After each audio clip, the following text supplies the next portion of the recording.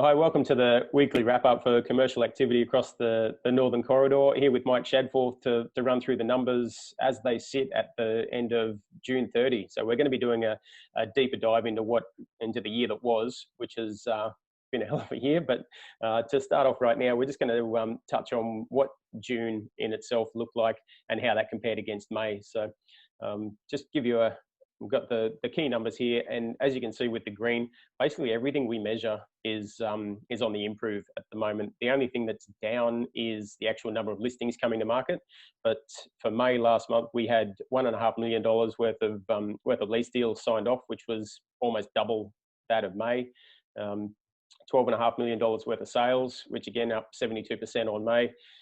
The general theme is the confidence reflected in the numbers is improving. So we'll also see inquiry, inspections, offers, and deals. If we dig into the inquiry, you'll see across the board each type is pretty well represented, and a really strong recovery in retail and office over the last month.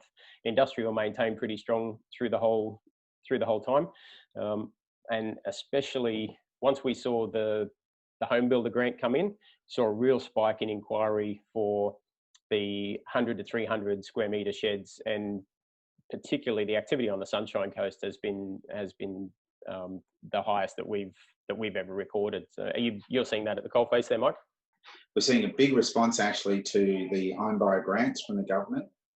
Some of the people are talking about as much as $55,000 by the time you add up stamp duty savings, first home buyer and home builder grants. It's been an incredible take up of land here on the Sunshine Coast. Not only that, we've seen an increase in demand for shovel ready projects. So those have also moved very quickly, and that's increased into a lot of confidence in that marketplace.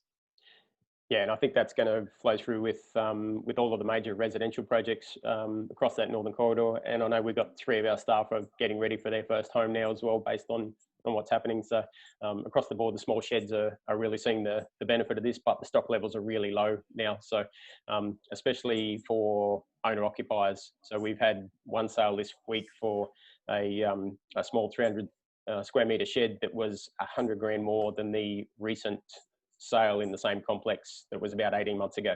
So there's a definite demand coming through in that package. We'll see inspections across all 3 offices. Obviously took a real dive during the lockdown and came back extra strong. We peaked at more than 100 in 1 week of inspections across their area. So and as we've seen by the inquiry, a mix of all types. And that's what you were talking with the offers that are starting to come through now. So was it 5960 offers last week? That is a record for the company. So we talk about it all the time, you and I. Actually, the Northern Corridor is going to come through this COVID better than most areas, and we're hearing that from our clients from Victoria and New South Wales, repeating that back to us. Whereas a year and a half ago, when we were pitching these projects to them, they had their own world was going really well. They really know that we're on the radar.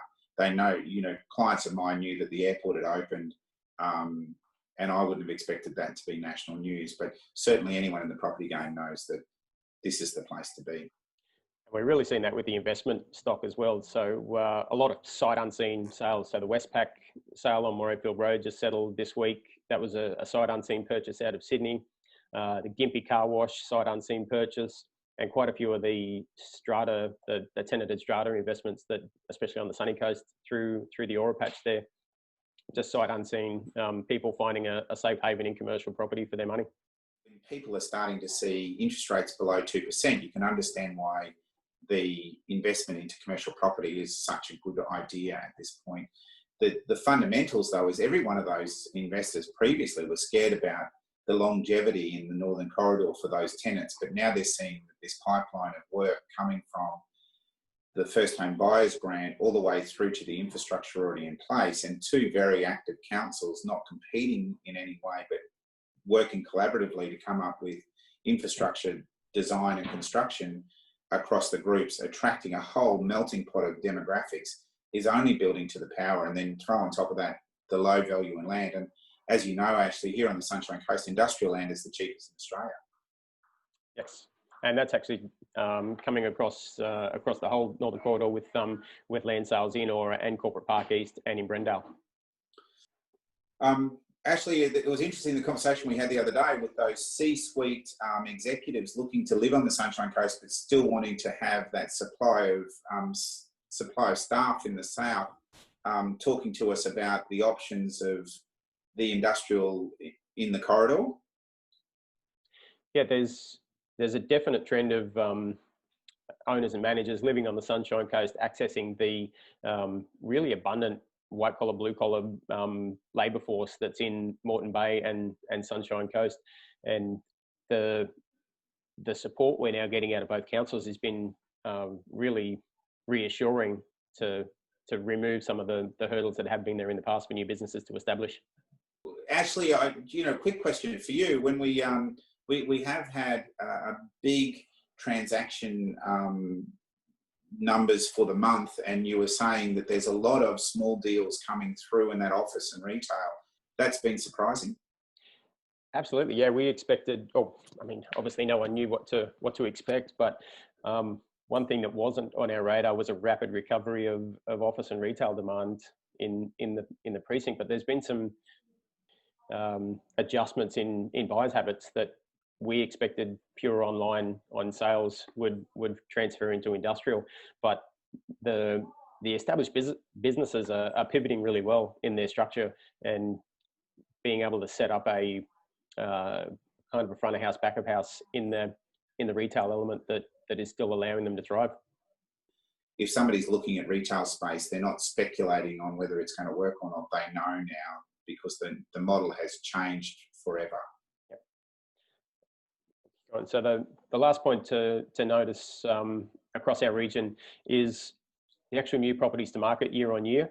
We'll see down here, this is where we're sitting in May. It was record lows, and now off the back of a lack of stock coming to market and a spike in activity through June with those high transaction numbers, we're sitting with pretty low stock levels in almost all areas, and especially in tenant and investments. So there's a definite opportunity there with owners to capitalise on what is still a pretty confident market that probably some owners who were understandably sitting on the fence back in March and April could probably come out of the shell a bit to embrace the confidence that is actually in the market at the coalface.